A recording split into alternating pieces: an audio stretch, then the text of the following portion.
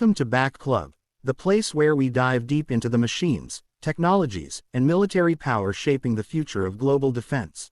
If you're new here, don't forget to subscribe and join the community. Today, we're stepping into one of the most intense and highly secretive areas of modern warfare: Russia's intercontinental ballistic missile program. Specifically, two of the most feared and powerful nuclear delivery systems in existence today, the RS-28 Sarmat and the RS-24 Yars. These weapons have reshaped global strategic balance and continue to influence how superpowers think about deterrence, escalation, and security. So get ready, because this video will take you into the world of hypersonic technology, massive nuclear payloads, Cold War strategy made modern, and weapons that can cross continents in minutes. We're going to explore how they work, why they were built, their capabilities, and of course, the estimated cost of each missile system. Let's begin. The RS-28 Sarmat, also known by NATO as the Satan-E, is often described as the most powerful ICBM ever built. When Russia first revealed it, the global defense community reacted with a mix of concern, shock, and curiosity. Sarmat was designed to replace the older -36 million rupees Voyvoda, a missile that already had one of the largest nuclear payloads on Earth.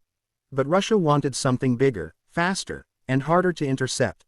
The result is a missile capable of carrying up to 10 large nuclear warheads or over 15 smaller independent re-entry vehicles.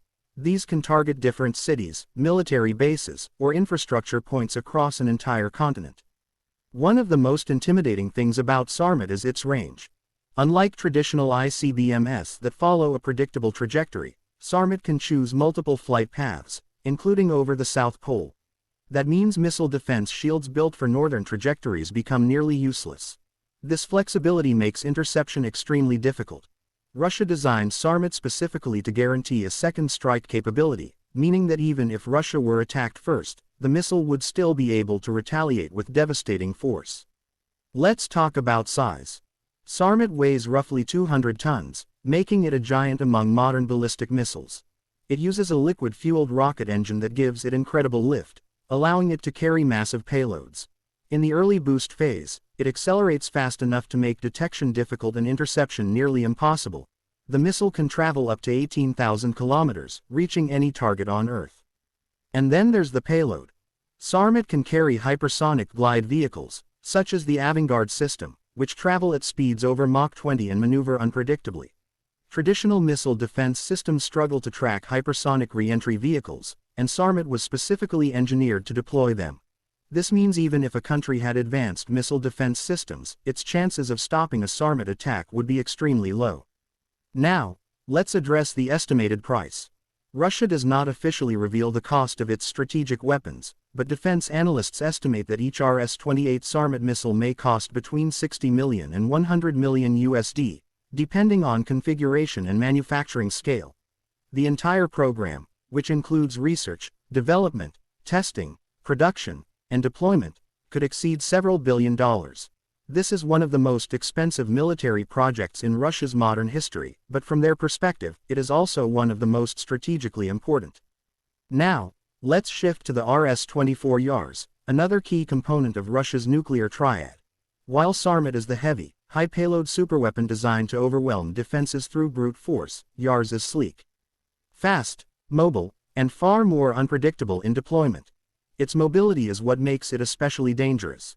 Unlike Sarmat, which is silo-launched, the Yars missile can be transported on massive 16-wheel mobile launch vehicles.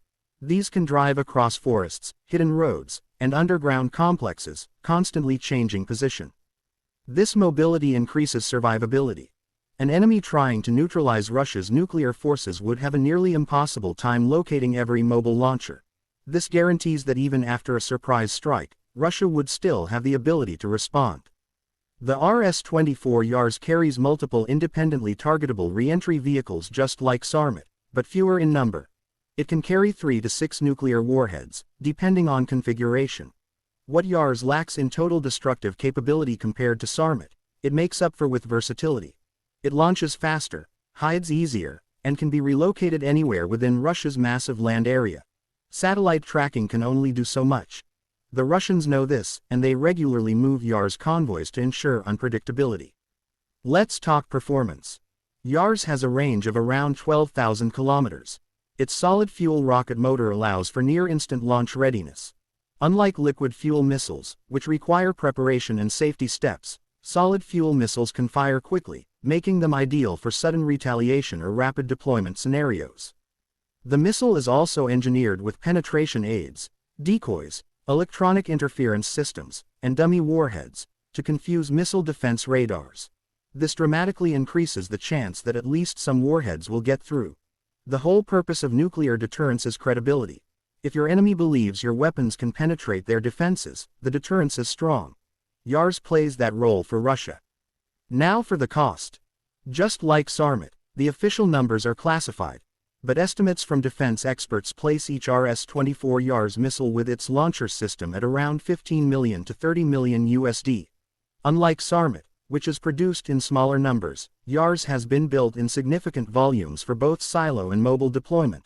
Russia invests heavily in these because they offer both survivability and flexibility. So, why did Russia create both Sarmat and Yars? The answer lies in strategy. Yars provides mobile, hard-to-target weapons that ensure Russia cannot be disarmed in a first strike. Sarmat provides overwhelming retaliatory capability that can bypass missile defenses and deliver massive destruction across an entire continent. One is about survivability, the other is about unstoppable power.